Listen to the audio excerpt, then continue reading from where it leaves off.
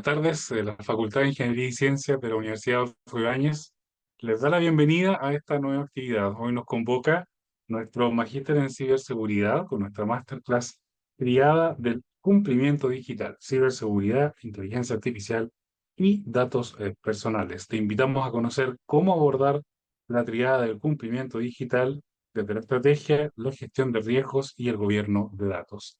Antes de presentar a nuestro director académico del Magíster en Ciberseguridad, les recordamos que las preguntas las pueden hacer llegar a través del panel Preguntas y Respuestas que se encuentra en el menú inferior de nuestra plataforma Zoom.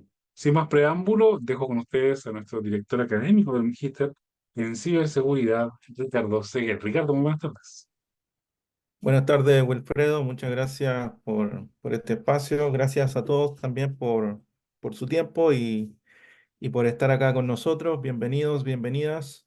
Para nosotros es un placer poder estar acá en este webinar junto con Wilfredo y obviamente con nuestra invitada especial, Antonia Nedman, que pertenece a la oficina de abogados de Albagli Saliasnik, AZ, que es una de las oficinas más importantes de nuestro país, con muchos reconocimientos también, tanto a nivel nacional como internacional, para conversar sobre la tríada del cumplimiento digital, obviamente combinando las perspectivas de la ciberseguridad, cómo esto de la inteligencia artificial que hoy día está en boga y cómo está afectando a la ética de los algoritmos, la ética de cómo se toman las decisiones en las diferentes organizaciones junto con la protección de datos. Entonces hay tres elementos acá importantes que se están combinando hoy día para poder enfrentar lo que es el cumplimiento digital o cumplimiento, digamos, para cualquier organización, ya sea del ámbito público o privado.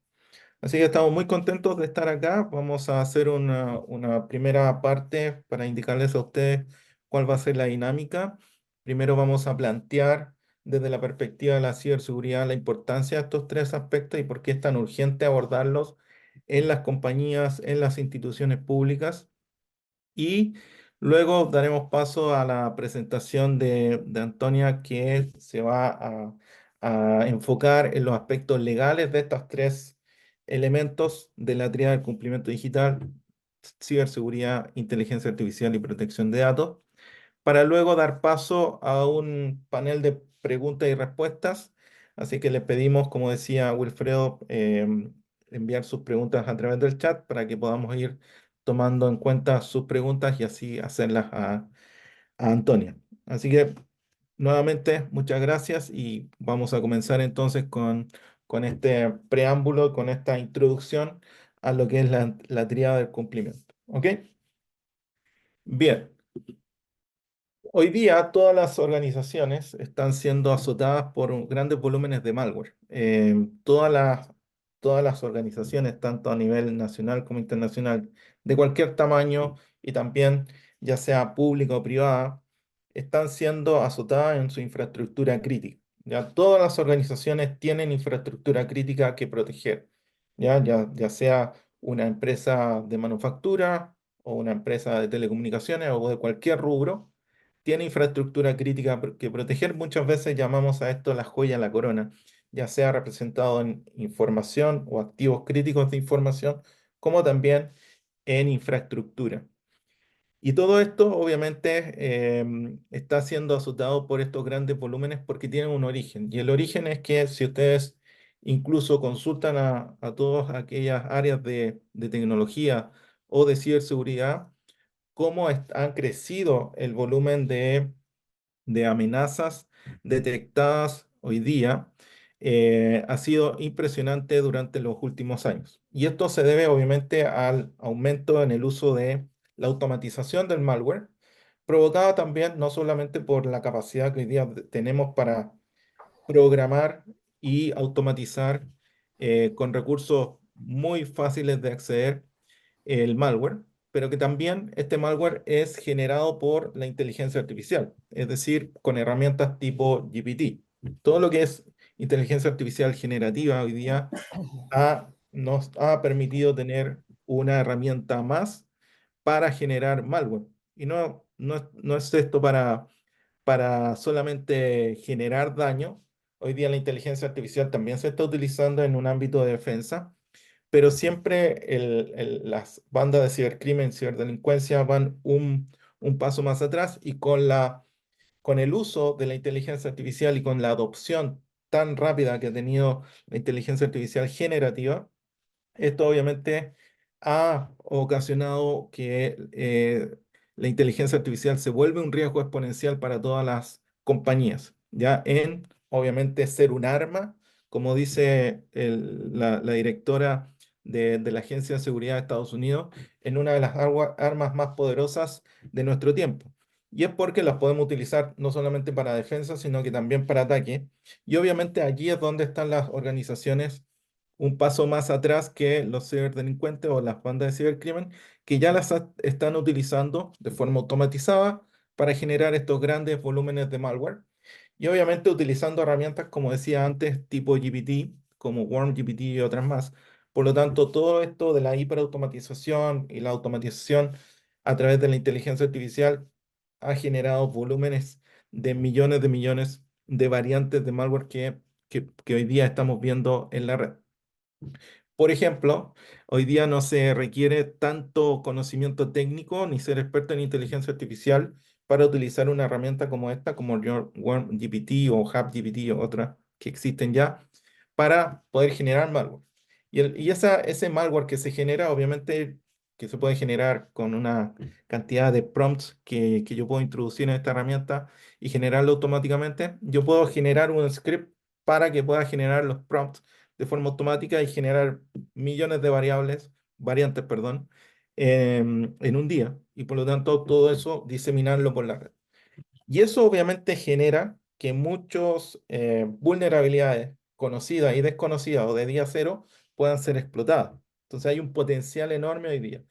Incluso ustedes mismos pueden entrenar sus propios algoritmos GPT con información propia y es por eso que han salido todas estas herramientas para generar malware. Por ejemplo, con una plataforma genérica o robusta que se puede hoy día contratar en una nube pública, nos podría tomar hasta 53 días en generar nuestros propios algoritmos GPT. Esas herramientas hoy día están a disposición del cibercrimen, y como también, como lo dije antes, del público en general. Entonces, cualquiera hoy día podría convertirse en un potencial atacante. Y esto se ve reflejado en esta gráfica que mostramos acá, que muestra una relación inversa. Antes se requería un alto conocimiento técnico para poder llevar a cabo un ataque y hoy día, con todas las herramientas automatizadas, obviamente la especialización se ha reducido. Por eso que tenemos una baja en la complejidad o de realizar, digamos, estos ataques y por lo tanto las herramientas que hoy día están a disposición no requieren que tengamos hackers muy especializados. Y por otro lado, estos mismos ataques van generando un mayor impacto. Los ataques son cada vez más complejos, como vemos acá, y muchas veces pasan desapercibidos en las organizaciones. Hay muchas organizaciones que dicen acá no nos ha pasado nada, tenemos un firewall, tenemos un antivirus y aquí no nos ha pasado nada. Bueno, probablemente no ha pasado nada, pero probablemente también ya pasó y no se dieron cuenta y ya han sido explotados y son parte de una red que son parte de una plataforma incluso o una red que es utilizada por los ciberdelincuentes como saltos para ejecutar otros ataques a otras organizaciones. ¿Bien? Entonces, el cibercrimen hoy día tiene, tiene la capacidad para poder utilizar todas estas herramientas para atacar. Y el cibercrimen hace ya más de 10 años está moviendo más dinero que el narcotráfico, ¿ya?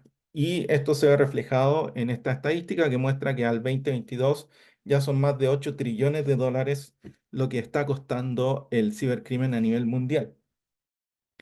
También el estudio de IBM sobre las brechas de datos, cuánto cuesta una brecha de datos en promedio a nivel mundial, puede llegar a costar 4,5 millones de dólares en un poco menos, pero está cercano a los 4,2 millones de dólares. Obviamente, este es un promedio a nivel mundial o a nivel regional en Latinoamérica, pero no deja de ser menor. Obviamente, acá hay un importante concepto, porque no solamente el costo del robo de información, acá hay una potencial caída de los sistemas que pueden dejar parada la operación de una industria o de una institución pública. Por lo tanto, todos estos elementos que hemos visto acá, que es cómo la inteligencia artificial está siendo utilizada no solamente para defender, sino que tiene un inmenso potencial para ser utilizado para atacar y pasa a ser una de las armas más complejas y más poderosas en este siglo. Y esto obviamente se relaciona con cómo nosotros estamos protegiendo los datos personales, cuáles son las aristas legales para proteger los datos personales, porque esto no es solamente técnico, la ciberseguridad no es un ámbito técnico, no es solamente tecnología, no es solamente el firewall o el SIEM o el XDR u otras tecnologías que existen hoy en el mercado, sino que la ciberseguridad es transversal a toda la organización, parte desde los directores hasta la tecnología, y para eso hay que tener un approach, hay que tener una aproximación, una gestión de la ciberseguridad desde los directorios hacia el resto de la organización. Y hoy día vamos a conversar con Antonia cuáles son los aspectos legales y el marco legal que nos ayuda a fortalecer estos elementos, tanto para el uso de la inteligencia artificial como la protección de datos y obviamente todo el marco de seguridad legal que hoy día está en Chile para que todos podamos entender un poco hacia dónde tenemos que apuntar nuestros esfuerzos, porque muchas veces se confunde que al tener una ley que persigue obviamente el delito informático, nos va a ayudar a perseguir los ciberdelincuentes. Pero de todas las organizaciones, por ejemplo, de 100 organizaciones que sufren una brecha de seguridad o que sufren un ataque y que lo denuncian, de esas 100 eh, organizaciones, son muy pocas las que luego continúan persiguiendo ese hecho, ¿ya? Hay muy pocas organizaciones que hoy día efectivamente están persiguiendo y utilizando los medios legales para perseguir a los ciberdelincuentes. Por lo tanto, ¿qué nos dice esto? Es que debemos tomar las precauciones, tener las capacidades para detectar, para proteger y para responder rápidamente a un ataque y recuperar rápidamente lo que es la operación o la continuidad operacional. Siempre comentamos con nuestros alumnos en el magíster que si queremos reducir a su máxima expresión qué es lo que significa ciberseguridad, ciberseguridad es igual a continuidad operacional. A nadie le importa la ciberseguridad desde el ámbito técnico, a nadie le importa si hay un firewall o hay un antivirus. Esos son elementos que tienen que estar sí o sí, pero la ciberseguridad hay que gestionarla. Y para que se pueda entender en toda la organización qué es la ciberseguridad, afecta directamente a la continuidad operacional. Por eso que hacemos esta ecuación tan simple muchas veces, pero es muy fácil de entender y de comunicar al resto de la organización. Así que sin más, quiero darle la bienvenida nuevamente a Antonia. Antonia, por favor, the floor is yours para que puedas continuar y desarrollar tu presentación. Muchas gracias. Muchas gracias, Ricardo. Dame 2 segundos para compartir.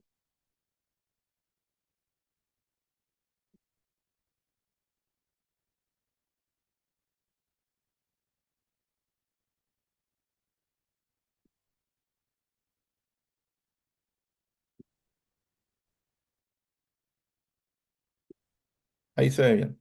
Ahí está. Sí.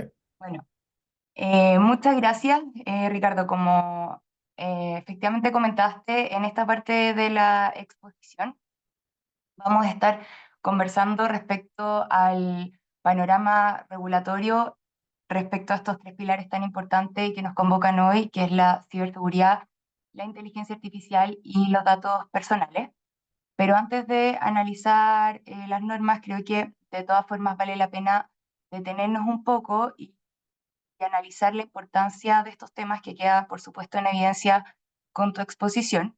y tiene que ver con concientizar que estamos en un periodo histórico donde los activos informáticos, entendidos como información de valor que se almacena en redes o sistemas digitales, son fundamentales para el funcionamiento de nuestra sociedad, tanto desde el ámbito público como desde el ámbito privado. Es decir, estamos frente a información crucial para el funcionamiento de nuestra colectividad y también a nivel individual. Y en esta línea, entonces, es importante destacar que hay una interconexión y dependencia entre estos tres conceptos, ¿cierto? La ciberseguridad, la inteligencia artificial y los datos personales, pero también respecto a las normas regulatorias que se refieren a estos temas. Entonces, el llamado es a tener una mirada integral a lo largo de esta exposición, una mirada global con respecto al análisis de cumplimiento y de las obligaciones que me imponga la ley, porque a través de una misma actividad podrían perfectamente aplicarme estas tres normas, tanto la Ley Marco de Ciberseguridad como los dos proyectos de ley que vamos a analizar. Entonces, esta mirada global tiene que estar presente tanto en el análisis como en las medidas que tome para mitigar los riesgos ante el incumplimiento de alguna de las obligaciones. Entonces, dicho esto, como les adelanté, hoy vamos a referirnos a las normas que regulan estos tres pilares. Lo primero es la Ley Marco de Ciberseguridad, en segundo lugar es el proyecto de ley de inteligencia artificial y en tercer lugar es el proyecto de ley de datos personales. Bueno, con respecto a la Ley Marco de Ciberseguridad para partir y queriendo darles un poco de contexto, la ley fue publicada el 8 de abril del año en curso en el Diario Oficial y va a entrar en vigencia una vez que el presidente de la República dicte uno o varios decretos que se pronuncian respecto a su periodo de vacancia y en consecuencia a su entrada en vigor. Es importante que tengamos en consideración que esto no podrá ser posterior al 8 de abril del año 2025. Bueno, la Ley Marco de Ciberseguridad define múltiples conceptos, pero creo que para efectos de esta charla es importante que nos remitamos al de ciberseguridad, que como tú bien dijiste a grandes rasgos es asegurar la continuidad operacional, pero para efectos de la ley tiene una mirada bastante integral y establece que por ciberseguridad entendemos todas las acciones destinadas para preservar la confidencialidad e integridad de la información que se almacena en redes digitales, pero también garantizar la disponibilidad y resiliencia, de los sistemas informáticos. Es decir, aplica tanto para la información que yo almaceno en una red digital como a los medios materiales, entendidos como dispositivos o equipos que almacenan, transmiten o procesan dicha información. Entonces, todas las medidas de ciberseguridad que yo tome con respecto a una organización tienen que tener ese enfoque, tanto para la información intangible, por así decirlo, y para los medios materiales que me permiten procesarlo.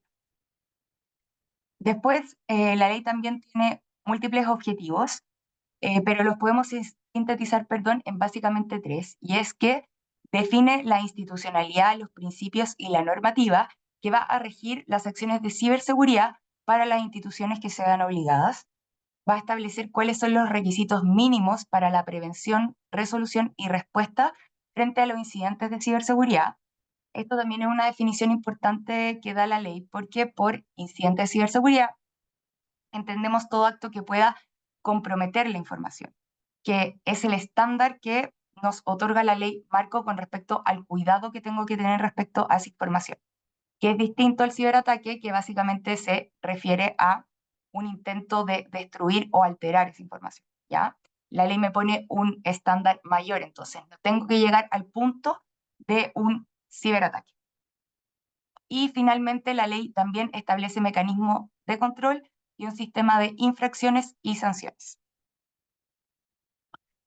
También hay ciertas características que están presentes en la ley marco que creo que es importante mencionarlas porque vamos a ver que están presentes a lo largo de todas las disposiciones que analicemos. La primera es que es una norma flexible. ¿Por qué? Porque establece cuáles son las instituciones que se ven obligadas, pero deja flancos abiertos, lo que permite que las disposiciones puedan ser aplicadas a otras instituciones que no están originalmente mencionadas en la ley hoy en día. Y esto personalmente lo interpreto como algo súper positivo, porque reconoce que estamos en un entorno digital que está en constante evolución. Entonces, por ejemplo, una institución que presta servicios que hoy en día no son catalogados como esenciales para el funcionamiento del país, podrían eventualmente llegar a serlo por haber adquirido un rol crítico para la sociedad en general. Luego, incluye también una participación activa del sector privado y la academia, por ejemplo, a través del Consejo Multisectorial, que lo vamos a ver después, pero con esto la ley admite que al ser un entorno en constante evolución, voy a tener que usar todas las manos que pueda para poder estar al día con las exigencias de este rubro que está en constante mutación. Por otro lado, tenemos el fomento al desarrollo económico, y esto es porque otorga facilidades para las micro, pequeñas y medianas empresas, y finalmente permite sentar las bases normativas, institucionales y regulatorias para otorgar un ciberespacio seguro, que es una obligación estatal. Bueno, ¿y a quiénes aplica esta ley? En primer lugar están los organismos del Estado, incluye las empresas del Estado y las sociedades en que el Estado tenga una participación sobre el 50% o bien la mayoría de directorio, a los prestadores de servicios esenciales y a los operadores de importancia vital. Lo importante de esta diapositiva, y que me gustaría destacar, es que el grupo 3, los operadores de importancia vital, tienen muchísimas más obligaciones y por tanto se ven expuestos a mayores sanciones en términos económicos que el resto de los grupos. Entonces, es algo que tenemos que tener en consideración cuando analicemos las disposiciones de la ley. O sea, tengo que fijarme muy bien si es que mi institución puede ser calificada como un operador de importancia vital. Bueno, con respecto a los servicios esenciales, la ley dice que son aquellos provistos por los organismos de la Administración del Estado, por el Coordinador Eléctrico Nacional, los prestados bajo concesión de servicio público y los proveídos por instituciones privadas que realicen alguna de las siguientes actividades. Lo que hace la ley acá es dar un catálogo, un gran catálogo de actividades, ¿cierto? Algunas, de manera lógica, podríamos calificarlas como servicios esenciales para el funcionamiento de nuestra sociedad, como por ejemplo la distribución eléctrica o el suministro de agua potable, y por tanto resulta lógico entonces que tengamos un rango de exigencia mayor en torno al cumplimiento de estas obligaciones, pero existen otros rubros eh, de los cuales no está bien definido el scope todavía y que es inviable que le apliquen este tipo de obligaciones, como por ejemplo a servicios de infraestructura digital o servicios digitales y de tecnología de la información a rasgos generales. Por tanto, vamos a tener que esperar a que salga el reglamento y los protocolos y estándares que dicte la agencia para poder delimitar el alcance de estos servicios o actividades.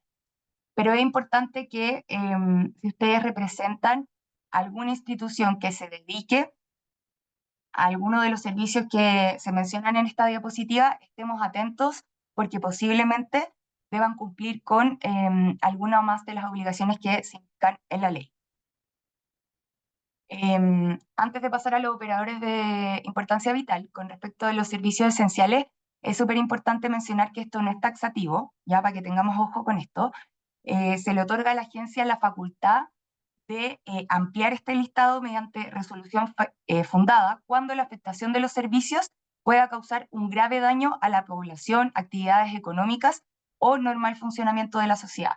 Entonces, si bien esto nos otorga directrices con respecto a si nos podría eventualmente aplicar la ley, tenemos que considerar que este catálogo se puede ampliar con posterioridad. Luego tenemos los operadores de importancia vital. La agencia establecerá mediante resolución dictada por el director o la directora nacional a los prestadores de servicios esenciales que sean, además, calificados como operadores de importancia vital. Lo anterior cuando se cumplan con los siguientes requisitos. Primero, que la provisión de dichos servicios dependa de las redes y sistemas informáticos. Y segundo, que la afectación, interceptación, interrupción o destrucción de sus servicios tengan un impacto significativo en la seguridad y el orden público, en la provisión continua y regular de servicios esenciales o en el efectivo cumplimiento de las funciones del Estado o de los servicios que éste debe proveer o garantizar. ¿Ya? Con respecto a este punto, y que también vale la pena destacar, la ley también dice que no es excluyente que un operador de importancia vital sea a la vez calificado como prestador de servicio esencial. Es decir, después mediante una resolución, otro tipo de actividad que no sea calificada como servicio esencial podría pasar a ser operador de importancia vital. Y esto es cuando haya adquirido un rol crítico o estratégico en torno al bienestar y seguridad del país. Esto es un ejemplo con respecto a la flexibilidad que les comentaba en un principio, porque estamos admitiendo que como estamos en un escenario en constante evolución, posiblemente una actividad que no es crítica hoy en día para el funcionamiento de la sociedad podría pasar a serlo el día de mañana. Luego tenemos las obligaciones de ciberseguridad. Existen dos grupos. Primero, las obligaciones generales, a las que se van a ver obligados todas las instituciones que menciona la ley, que básicamente son incorporar de forma permanente medidas para prevenir, reportar y resolver incidentes de ciberseguridad. Y la segunda obligación se refiere al deber de reporte al Equipo Nacional de Respuesta ante incidentes informáticos con respecto a los ciberataques e incidentes de ciberseguridad que tengan un efecto significativo. Luego tenemos las obligaciones específicas con respecto a los operadores de importancia vital. Como bien habíamos dicho en un principio, a este grupo le aplican mayores obligaciones que al resto de los grupos.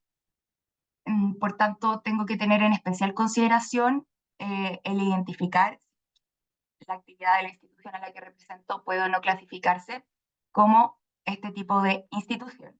Y la ley da una gran categoría de obligaciones, estos solo son algunos ejemplos, pero para mencionarles algunos, se refiere a implementar un sistema de gestión de seguridad de la información continuo, mantener un registro con respecto a los incidentes de ciberseguridad, elaborar e implementar planes de continuidad operacional y de ciberseguridad, realizar operaciones de revisión, ejercicios, simulacros y análisis de las redes, sistemas informáticos y datos, adoptar las medidas necesarias para reducir el impacto y la propagación de un incidente de ciberseguridad, contar con las certificaciones que establece la ley, contar con programas de capacitación, formación y educación continua de sus trabajadores y colaboradores y también designar a un delegado de ciberseguridad.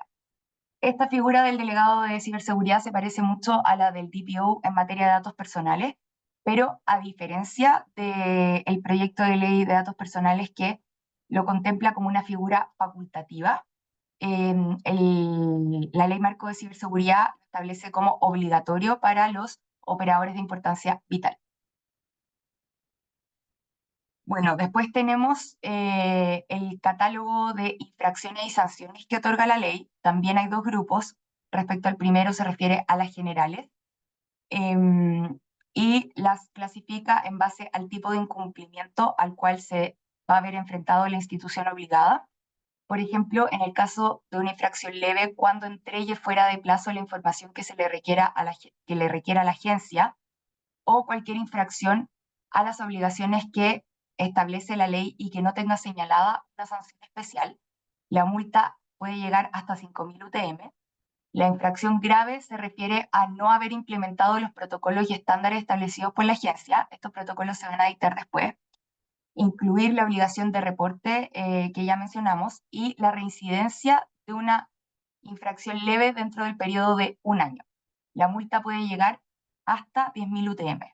Y por otro lado tenemos las infracciones gravísimas, que también contemplan la hipótesis de reincidencia, pero de una infracción grave dentro del periodo de un año, y se refieren también a entregar a la agencia información manifiestamente falsa o errónea, o a no entregar la información que se le requiera cuando ella fuera necesaria para la gestión de un incidente de ciberseguridad de impacto significativo. y la multa puede llegar hasta 20.000 UTM. Con respecto a el segundo catálogo de infracciones, se refiere solamente a los operadores de importancia vital, y para que entiendan por qué hice tanto énfasis en que hay que tener mucha consideración si es que eventualmente nos vemos obligados por estar dentro de este grupo o no, y es porque las multas se duplican en el caso de las generales. Por ejemplo, frente a una infracción leve, nos vamos a ver expuestos a una multa de hasta 10.000 unidades tributarias mensuales, en el caso de infracción grave hasta 20.000 y en el caso de una gravísima hasta 40.000. Para mencionarles algunas de las obligaciones cuyo incumplimiento contemplan las infracciones. En el caso de las leves podemos referirnos a no mantener el registro de las acciones de seguridad, no comunicar al equipo de respuesta nacional de incidentes informáticos la realización continua de operaciones de revisión, no contar con programas de capacitación para los trabajadores o colaboradores, no designar a un delegado de ciberseguridad, no contar con las certificaciones que exija la ley. Y acá me parece súper relevante también mencionarles que el cumplimiento de estas obligaciones podemos asegurarlas si es que implementamos un modelo estándar, protocolo interno eficaz al interior de nuestra organización, y si establecemos previamente, por ejemplo, protocolos de registro y de comunicación que eviten que posteriormente me vea expuesto al incumplimiento de alguna de estas obligaciones. Luego tenemos las infracciones graves, que se refieren a no haber implementado el sistema de gestión de seguridad de la información de forma continua, a no informar a los potenciales afectados sobre la ocurrencia de incidentes o ciberataques que pudieran comprometer gravemente su información o redes y sistemas informáticos, y también se contempla la hipótesis de reincidencia de una infracción leve dentro del periodo de un año. Y finalmente tenemos las gravísimas, que se refieren a no adoptar de forma oportuna y expedita las medidas necesarias para reducir el impacto y la propagación de un incidente de ciberseguridad o un ciberataque cuando éste posea un impacto significativo. Y nuevamente, la hipótesis de reincidencia, pero de una infracción grave, dentro del periodo de un año. Y luego tenemos la definición de institucionalidad que hace la ley. En primer lugar, crea la Agencia Nacional de Ciberseguridad. Es un organismo de carácter técnico descentralizado que tiene como principal atribución asesorar al presidente de la República en la elaboración y aprobación de la Política Nacional de Ciberseguridad. Va a tener que dictar los protocolos, estándares y reglamentos a los que deberán ceñirse las instituciones obligadas por ley, y crea y administra un registro nacional de incidentes de ciberseguridad. También va a tener que calificar mediante resolución fundada a los servicios que puedan ser calificados como esenciales y a los operadores de importancia vital, además de tener potestades fiscalizadoras y sancionatorias. Con respecto a la Agencia Nacional, también es súper importante tener en consideración que muchos de los prestadores de servicios esenciales y eventualmente operadores de importancia vital se van a ver obligados por su respectiva institución sectorial, como por ejemplo la CMF con respecto a los bancos, y en ese caso se va a tener que estar primero a las normas regulatorias de cada sector, que le competan a cada sector. Y en caso de que no exista una regulación en materia de ciberseguridad, se va a estar a lo que diga la agencia. Luego crea también el Consejo Multisectorial sobre Ciberseguridad, que tiene carácter consultivo, y acá es donde se invita a participar a representantes de la industria privada, de la academia o de representantes de organizaciones de la sociedad. Y van a tener que asesorar y formular recomendaciones a la agencia sobre la situación de ciberseguridad del país. Bueno, llegamos a la segunda parte de la presentación, donde nos vamos a referir al segundo pilar de la triada a través del proyecto de ley de inteligencia artificial. Para darles un poco de contexto, este proyecto se presenta el 7 de mayo del año en curso, y en caso de aprobarse va a entrar en vigencia el primer día hábil del año siguiente a la publicación en el Diario Oficial. Y ciertas características que podemos apreciar en el proyecto y que son muy relevantes para entenderlo se refieren a que, en primer lugar, regula los riesgos de los sistemas de inteligencia artificial, pero con miras a fomentar el crecimiento económico, la inversión extranjera y la protección de los derechos fundamentales de los usuarios, pero de una forma prudente. ¿Por qué? Porque adecua el estándar y mantiene un enfoque preventivo y no restrictivo. ¿Por qué digo que esto es tan importante? Porque el primer proyecto de inteligencia artificial que se presentó el año pasado fue bastante criticado porque no incentivaba el desarrollo y tampoco la situación económica del país, porque ponía trabas al desarrollo de sistemas de inteligencia artificial, principalmente porque quedaban supeditados a si una institución los aprobaba o no. Y esta institución no necesariamente tenía que ser versada o técnica en la materia. Acá no se ponen trabas al desarrollo, ¿ya? No están supeditados a un consentimiento previo para comenzar a desarrollar. Luego, existe una coherencia institucional porque la autoridad fiscalizadora de la normativa, en el caso de los sistemas de inteligencia artificial, va a ser la Agencia Nacional de Protección de Datos Personales. ¿Y por qué esto es coherente? Porque el riesgo o el nivel de riesgo que va a presentar un sistema de inteligencia artificial necesariamente va a estar dado por los tipos de datos que lo integran. Si estos datos son de naturaleza personal, va a haber un riesgo de afectación directa a los derechos fundamentales de las personas, que sin duda es uno de los ítems más importantes. Entonces tiene toda la lógica que la autoridad encargada de fiscalizar el cumplimiento de la norma sea la agencia. Y por último, también incluye la participación activa del sector privado y la academia, como lo hace también la Ley Marco de Ciberseguridad con el Consejo Asesor Técnico de Inteligencia Artificial. Bueno, con respecto al ámbito de aplicación, va a regir para todos los proveedores e implementadores de sistemas de inteligencia artificial domiciliados en Chile o en el extranjero, pero cuya información de salida se utilice en nuestro país, y a los importadores y distribuidores de sistemas de inteligencia artificial junto a sus representantes. En lo que hace la ley es otorgar un gran catálogo de definiciones, pero según cuál sea la interacción de la institución obligada con el sistema de inteligencia artificial, pero los agrupa todos bajo el concepto de operadores. Entonces, es correcto que cuando hablemos de instituciones obligadas nos refiramos a operadores de sistemas de inteligencia artificial. Básicamente, para resumir, los ámbitos en los cuales debería involucrarse el operador para que aplique las disposiciones de la ley regulan tanto el desarrollo del sistema de inteligencia artificial, pero con miras a introducirlo en el mercado.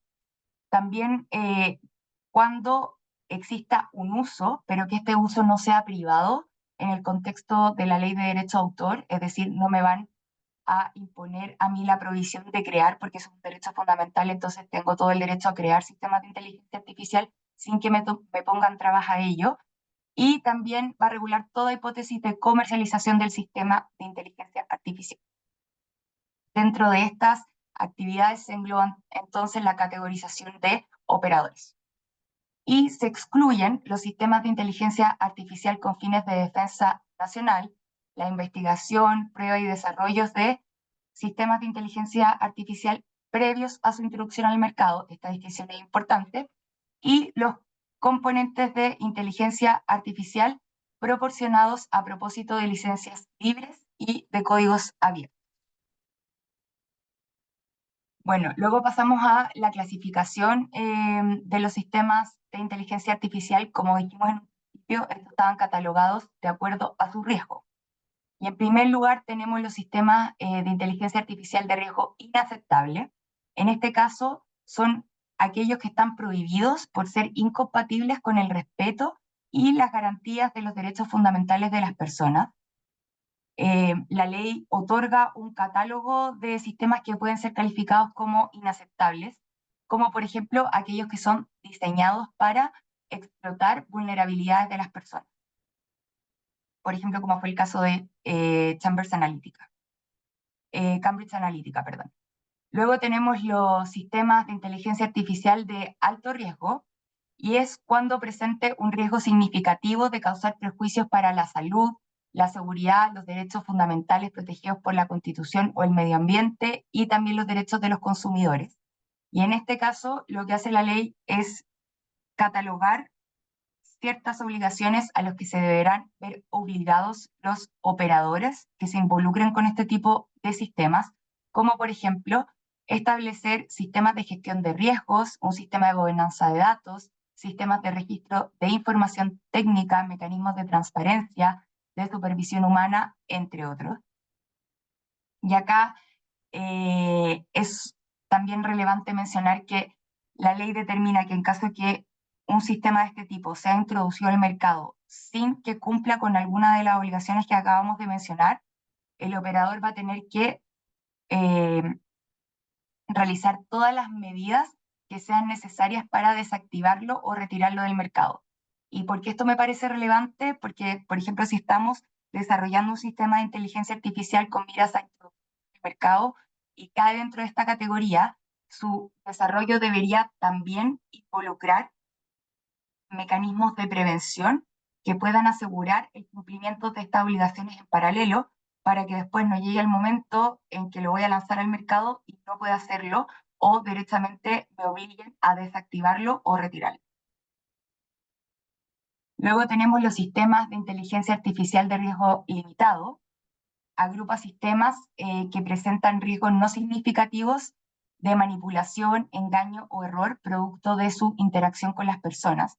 Y acá simplemente se añade una obligación de transparencia que es poder transmitirle al usuario que está interactuando con una inteligencia artificial cuando ello no resulte evidente, por ejemplo en el caso de los chatbots. Y finalmente los sistemas sin riesgo evidente, que son todos los demás que no puedan calificarse dentro de las categorías que acabamos de mencionar. Por otro lado, también es importante mencionar que el detalle va a estar en el reglamento. Un reglamento va a ser dictado por el Ministerio de Ciencias, Tecnología, Conocimiento e Innovación y se va a referir tanto a el listado de sistemas de inteligencia artificial de alto riesgo como los de riesgo limitado y va a otorgar los requisitos mínimos que estos deberán cumplir para poder ser lanzados en el mercado o no entrar en una hipótesis de infracción según las obligaciones que establece la ley. Luego tenemos la clasificación de las infracciones que nuevamente entran en el catálogo de leves, graves y gravísimas y se ordenan en base a la clasificación, valga la redundancia, del propio sistema. Los de riesgo, algún incumplimiento de las obligaciones, específicamente la de transparencia con respecto a los sistemas de riesgo limitados, se pueden ver enfrentados a una multa de hasta 5.000 UTM, en el caso de los de alto riesgo de hasta 10.000 UTM y en el caso de la utilización un sistema de riesgo inaceptable hasta 20.000 UTM por concepto de multa. Bueno, y con respecto a la gobernanza e institucionalidad, el proyecto de ley define principalmente dos instituciones que van a aplicar en el resguardo y cumplimiento de las obligaciones que detalla la norma. El primero es el Consejo Asesor Técnico de Inteligencia Artificial. Como dijimos, va a estar conformado tanto por representantes del gobierno, pero también por representantes de la industria tecnológica privada, organizaciones de la sociedad civil e incluso la academia, y va a tener que presentar propuestas de sistemas de inteligencia artificial de alto riesgo, junto con otras funciones que tienen que ver con asesorías y con fines de consulta. Y por último tenemos a la Agencia Nacional de Protección de Datos Personales, que va a encargarse de fiscalizar el cumplimiento de la ley, va a tener potestades sancionatorias también, va a resolver las solicitudes y reclamos que se le formulen y va a también determinar las infracciones e incumplimientos en que ocurran los operadores, resolviendo dichos procedimientos sancionatorios. Y finalmente pasamos a la última parte de la triada que se refiere al proyecto de ley de datos personales. para otorgar un poco de contexto con respecto a este proyecto de ley. Actualmente nos regimos por la Ley sobre Protección de la Vida Privada, que es bastante antigua, es del año 1999 y no mantiene un carácter flexible como sí lo hace la Ley Marco de Ciberseguridad o el proyecto de Ley de Inteligencia Artificial. Entonces, actualmente esas obligaciones están obsoletas. E incluso hemos visto que en el mercado las empresas, aunque no les aplique las disposiciones de con estándar internacional, de igual forma buscan adecuarse al mismo porque en caso de no hacerlo, experimentan trabas con socios o potenciales socios comerciales extranjeros e incluso con clientes. Y en base a este contexto, el 15 de marzo del año 2017 ingresa a tramitación el proyecto de ley de datos personales y actualmente está en tercer trámite constitucional. Existen 24 puntos que fueron rechazados por el Senado y que están siendo evaluados actualmente en comisión mixta. El cambio es inminente.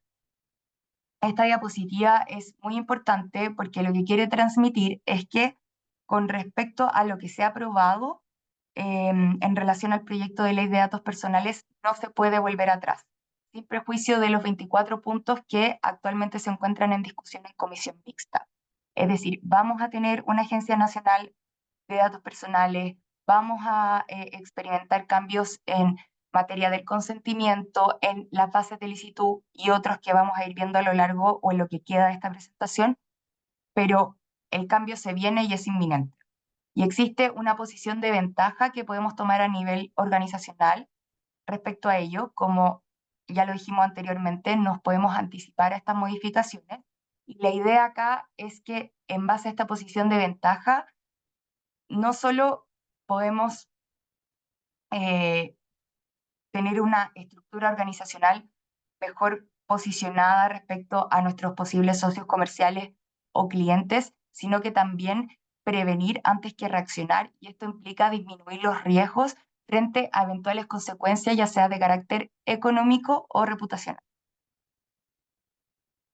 Bueno, ¿y cuáles son los conceptos clave para entender el proyecto?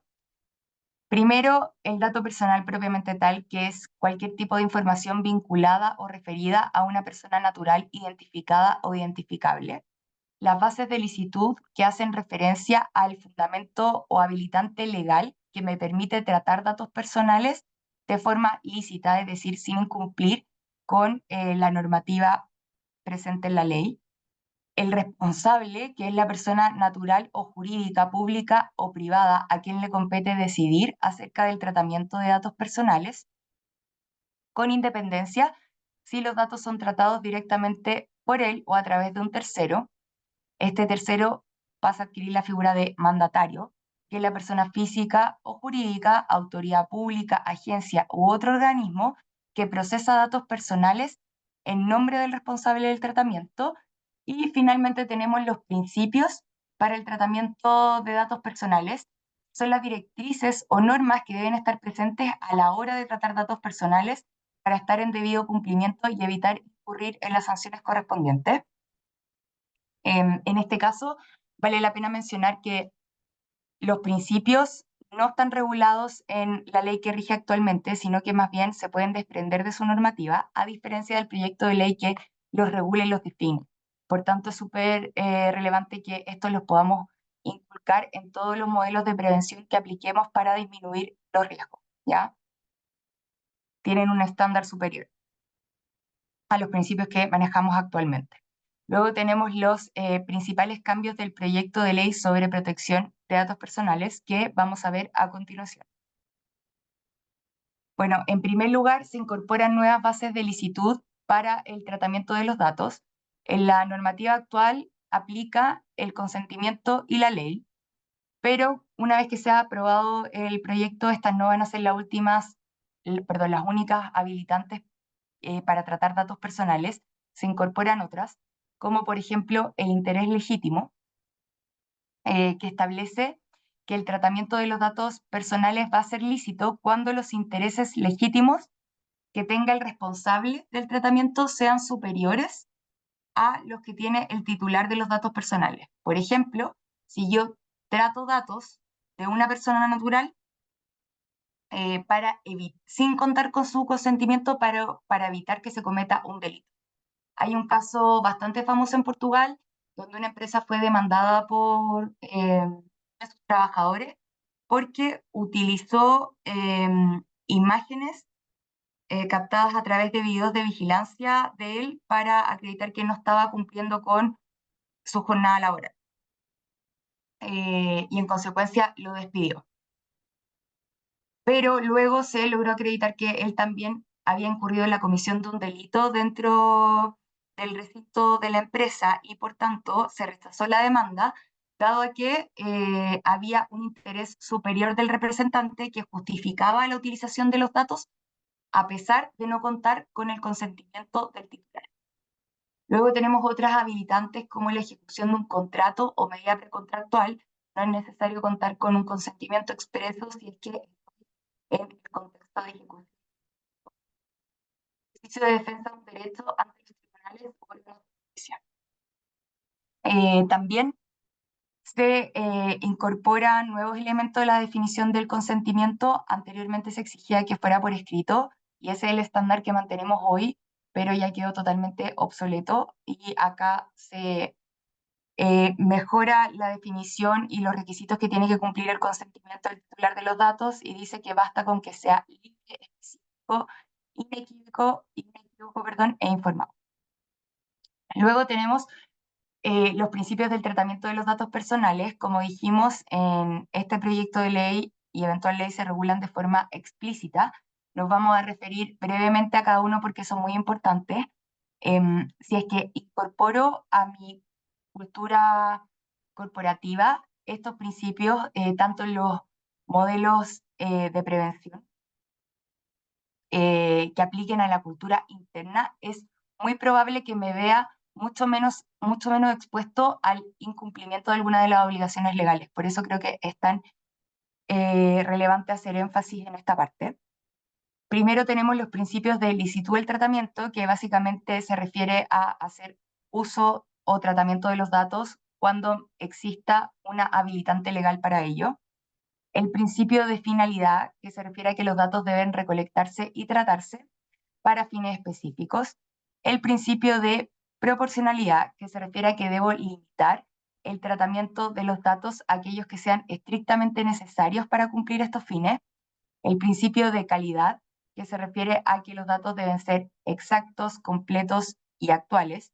El principio de responsabilidad, que básicamente se refiere a que el responsable de los datos va a ser legalmente responsable ante el incumplimiento de alguna de las disposiciones legales.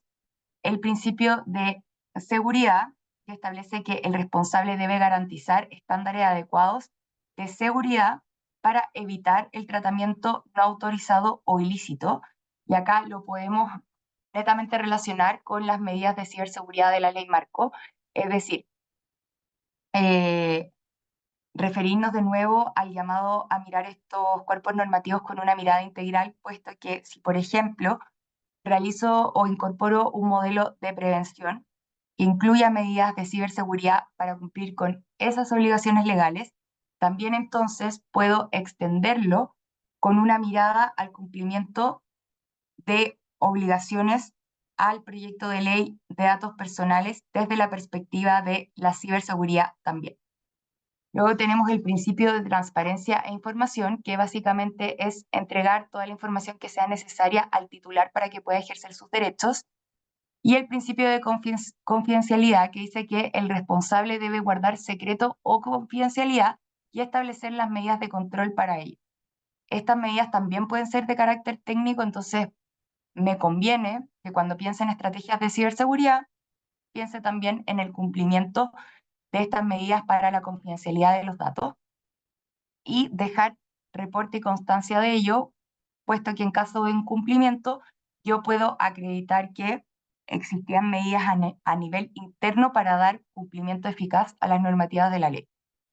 Luego tenemos los derechos de los titulares, que son intransferibles e irrenunciables y no pueden limitarse por ningún acto o convención. son los llamados derechos arco, acceso, rectificación, supresión, oposición y portabilidad. Con respecto a las obligaciones del responsable, entonces, nos referimos ahora a la incorporación de medidas de seguridad, que se refiere a que éste deberá implementar medidas técnicas y organizativas, como por ejemplo la pseudonimización y cifrado de datos, para garantizar la confidencialidad, integridad, disponibilidad y resiliencia constante de los sistemas y servicios, que básicamente vemos cómo se puede cumplir si es que gestionamos las medidas de ciberseguridad operacional, con una mirada integral nuevamente. También debe tener la capacidad de restaurar la disponibilidad y el acceso a los datos personales de manera rápida en caso de incidentes físicos o técnicos y realizar también de forma regular verificaciones, evaluaciones y valorizaciones para que se cumplan eficazmente las medidas que se implementen a nivel interno. Luego, como ya dijimos, existe una nueva autoridad de control, que es la Agencia Nacional de Protección de Datos Personales, es un órgano administrativo de naturaleza técnica que va a tener como función principal formular directrices relacionadas con el tratamiento de los datos, además de potestades fiscalizadoras y sancionatorias. Y en este punto también nos podemos referir al deber para el responsable de reportar vulneraciones en caso de que éstas ocurran y que resulten en la destrucción, filtración, pérdida o alteración accidental o ilícita de los datos personales, así como la comunicación o acceso no autorizado, se deberá informar de manera inmediata, demoras inmediatas, a la agencia, siempre y cuando exista un riesgo razonable con respecto a la afectación de los derechos y libertades de los titulares. Esto también podemos mitigar el riesgo con respecto al incumplimiento de esta obligación si es que, por ejemplo, implementamos protocolos efectivos de reporte frente a cualquier tipo a la ocurrencia, de alguno de estos incidentes. El modelo de prevención de infracciones como atenuante de responsabilidad. En materia de compliance, la propuesta otorga al responsable la facultad de optar de manera voluntaria por un modelo de prevención y la agencia va a ser la autoridad encargada de certificar este modelo y también se incluye como figura facultativa al delegado de protección de datos personales o al mejor conocido DPO, cuya responsabilidad será supervisar el cumplimiento de la ley y del modelo adoptado dentro de la organización. Y en este caso, vuelvo a reiterar que si eventualmente estoy trabajando en modelos de prevención para mi empresa, para el cumplimiento de otras normas, debería ser razonable entonces que ese modelo también contemplara apartados referentes a modelos de prevención con respecto a esta normativa en particular y otras que podrían perfectamente incluir medidas o protocolos con respecto a materias de ciberseguridad o bien de inteligencia artificial. Se regulan las transferencias internacionales, se determina en qué caso se podrá realizar transferencias internacionales de datos. Esto no estaba regulado en la ley actual.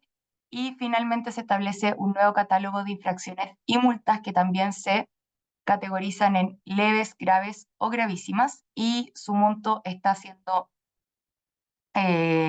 discutido, su monto máximo, respecto a las gravísimas está siendo discutido actualmente por la comisión mixta.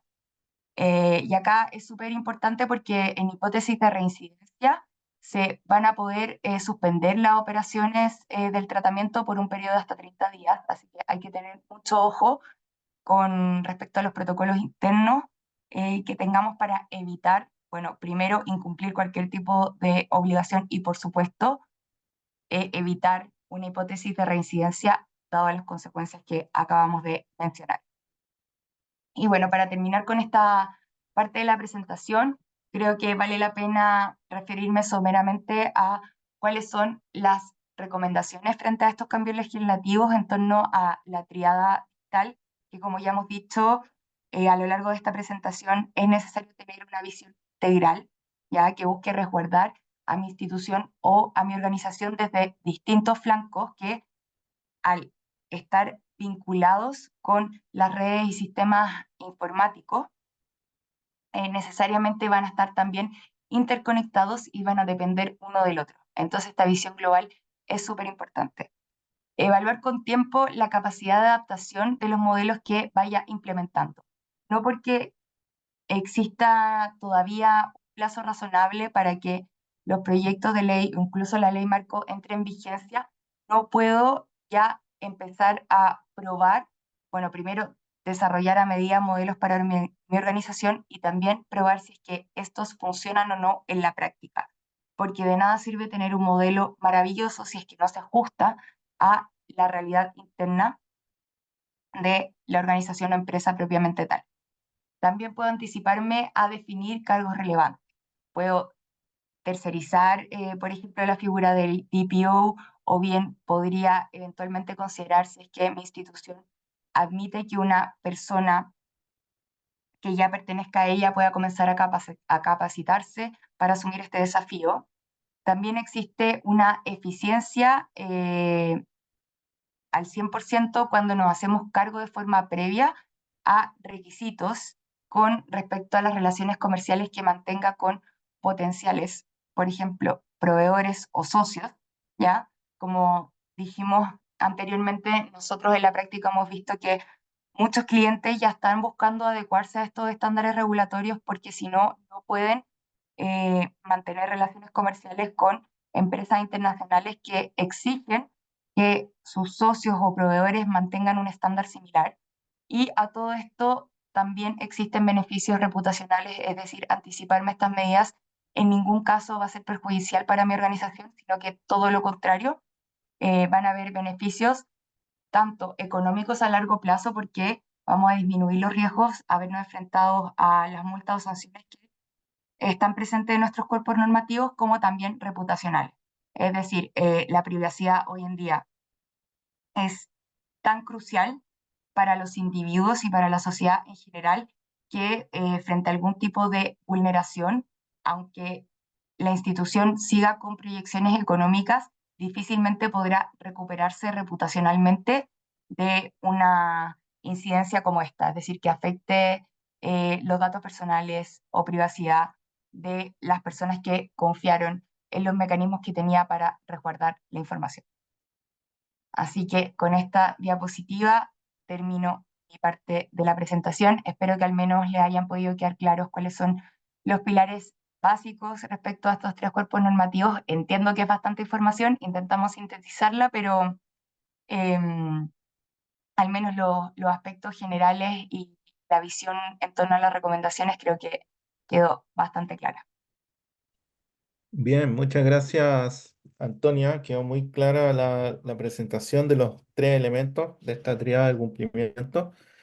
Y bueno, han habido algunas preguntas que aparecieron allí en el chat que fueron respondidas durante tu presentación. Y, y bueno, hay algunas preguntas que también tenía. Vamos a ampliarnos 5 minutos más para no extendernos mucho más allá de la hora que teníamos comprometida. Tenía una pregunta práctica, Antonia, para que nos pudiera servir para el resto de la audiencia. Es si habrá alguna diferencia en la aplicación de estas tres leyes para empresas reguladas, no reguladas, instituciones públicas, o todo esto va a ser homogéneo para todas las empresas e instituciones. A ver, en este caso depende de la norma a la cual estemos hablando. Por ejemplo, en materia de datos personales va a ser aplicable a cualquier tipo de institución, sin importar el sector, si es pública o privada. En materia de sistemas de inteligencia artificial, podría darse el supuesto que una institución regulada de carácter público opere sistemas para, por ejemplo, defensa nacional, y en ese caso no le aplicaría la ley. Entonces tendríamos que ver, más que la naturaleza de la institución, cuál es la finalidad del sistema para ver si es que está excluido o no de las obligaciones.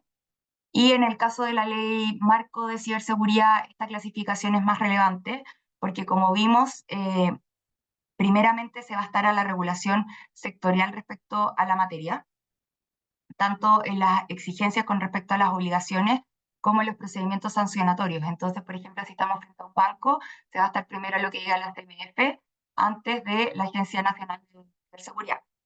Entonces, en ese caso sí importaría la clasificación. Perfecto. Sí, acá tenía otra pregunta que era desde el ámbito legal, digamos, que hemos visto.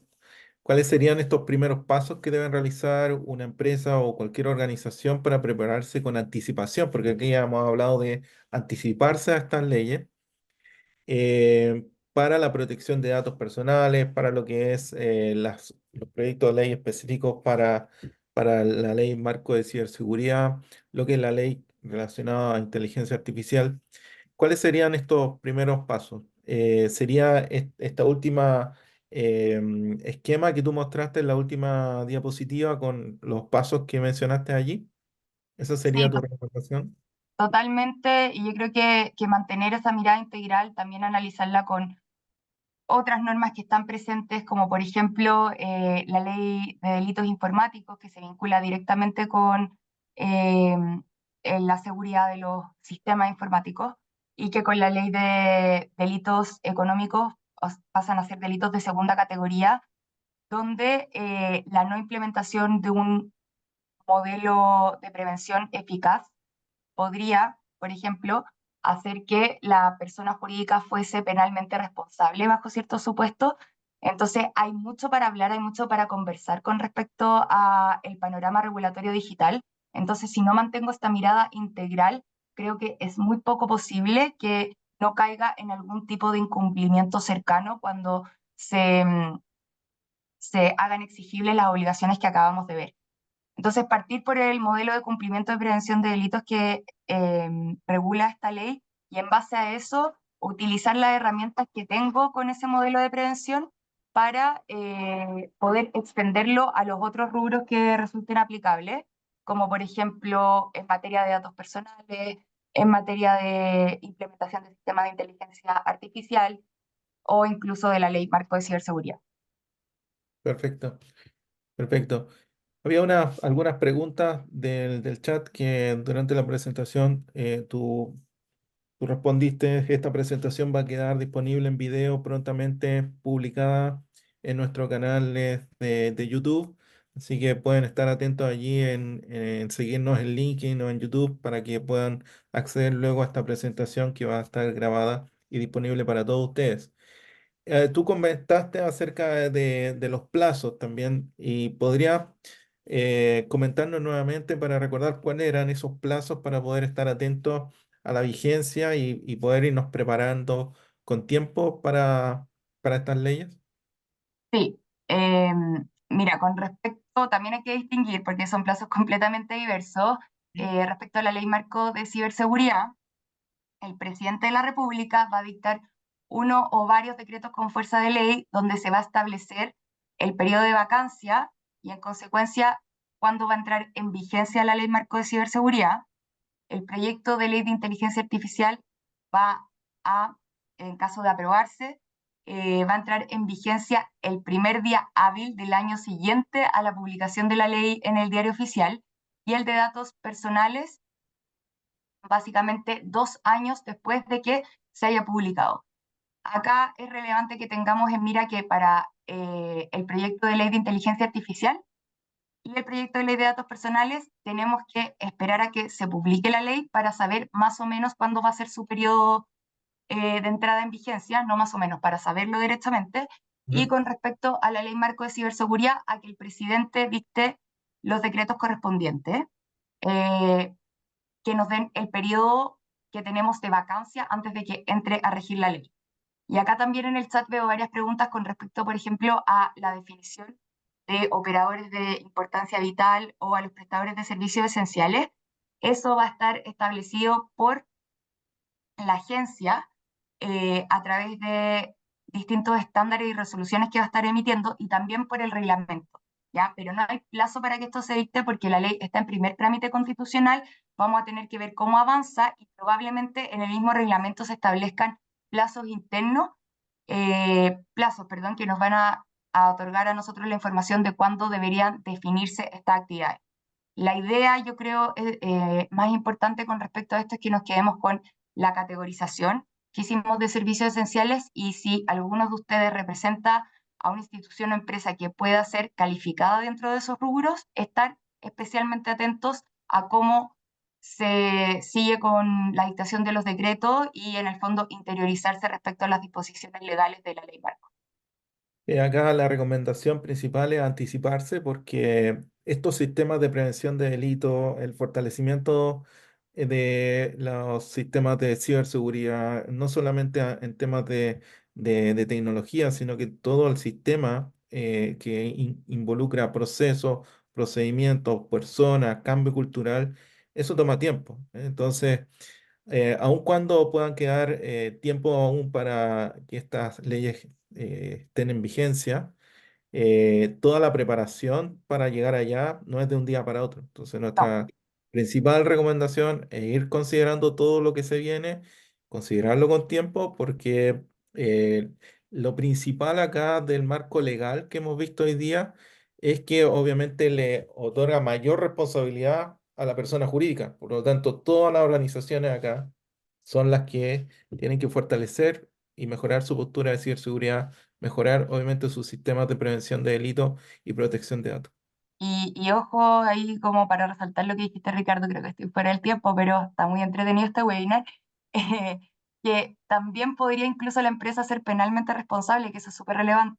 Así que eso da para otro tema, otra exposición, pero si no prevengo, si no esta mirada integral en el análisis de cumplimiento regulatorio en materia digital, probablemente las sanciones sean muy altas. Perfecto.